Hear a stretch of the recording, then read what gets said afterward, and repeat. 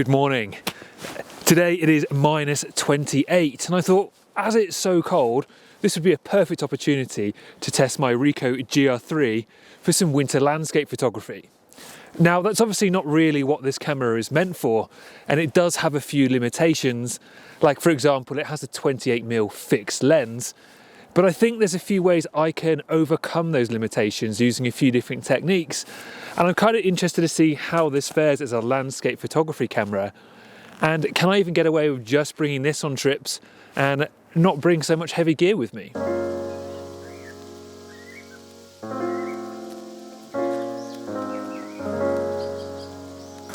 So I've framed up my first shot of the day here with the Ricoh.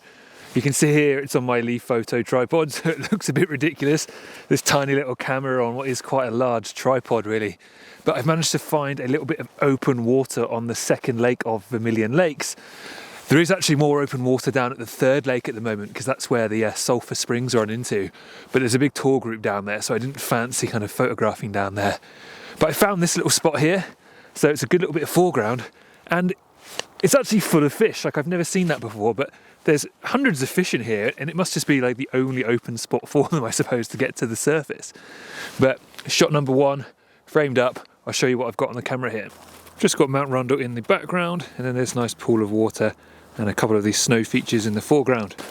So I think in this kind of situation, the Ricoh GR3 really is going to be comparable to a DSLR or a kind of a larger mirrorless camera. If you're happy with 28mm, which for this composition does kind of work, you're not going to really notice too much difference. The files that come out of this camera are really editable. You get a lot of information, so dynamic range is pretty fantastic. But I've got it on a 2-second timer. I've got that framed up nicely. Shooting at about f11, ISO 100, 1/5 of a second.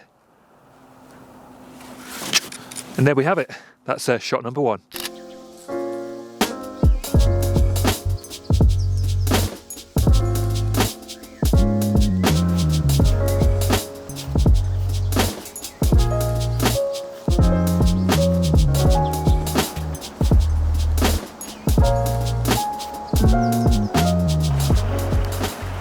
So I've just come down to this spot near Cascade Ponds in Banff. And you'll often get this running water even when it's really, really cold, just from the cascades coming from the ponds. And you might be able to tell from the scene kind of behind me here that we do have quite a lot of dynamic range here. We have a very bright background and a bit darker down here. And in all honesty, this is probably one of these spots where a wider angle would be better.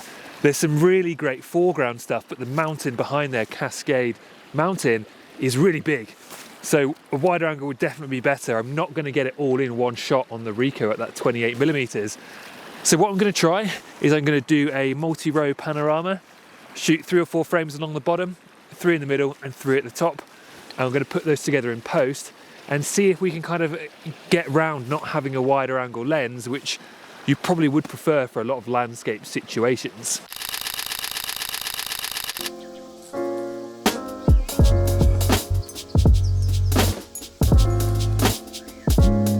Just to jump back in the car quickly here to warm up for a bit because it is incredibly cold outside today.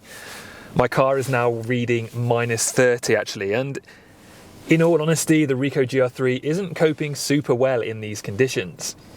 I've actually used it before in similar temperatures in about -25 when I was out ski touring, but on that day the camera was coming in and out of my pocket all the time, which I think was help keeping it warm. At the moment it's just kind of sat on a tripod waiting there in -30 as you're trying to compose shots, and it's struggling. Like, the menus are slowing down, the battery's dying, the buttons feel harder to press and less reactive, but you can kind of let it off really, because in those temperatures a lot of electronics do struggle. Like the microphones I have, for example, they're also dying all the time in this temperature and need kind of recharging. I also really struggled taking that set of panoramic pictures.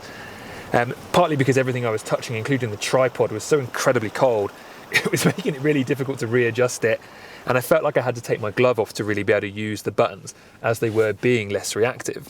So I might take some handheld shots in a minute, and this camera actually has 3-axis in-body image stabilization, so you can get away shooting with this handheld even down to about 1/4 of a second, and it does pretty well.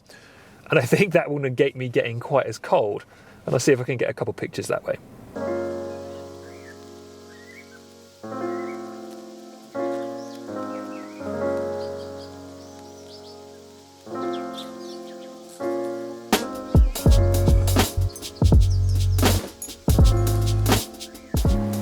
Down at this third leg, you've got all the sulphur springs that run into the Vermilion Lake. So you can see in this temperature, it's making all this cool mist kind of float through like this. So probably a bit harder to get reflections like you might normally do, but I'm going to get some shots of this real nice grass in the foreground, using that kind of steam as the midground, I hope, and then Mount Rundle at the back. And I think I could do this handheld with the GR3.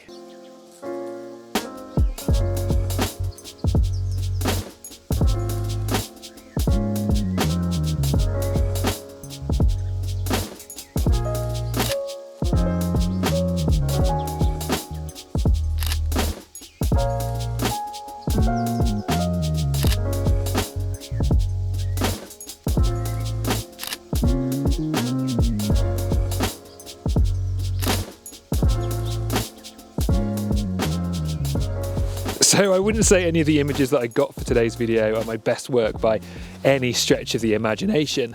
It's been challenging conditions with it being so cold. But the Ricoh GR3 is a capable little camera, and it's been really fun trying to use it for landscape photography this morning. And I think in certain circumstances it does as good a job as my R6 does, but that's just not when it's minus 30. As always, thank you so much for taking the time to watch my video today. I think I might actually try and head out with the GR3 in warmer conditions towards spring and summer to see how it fares there for landscape photography. But if you want to see that, like the video, subscribe. It really does motivate me to make more videos, and I've got a few more coming up, so hopefully I'll see you on the next one.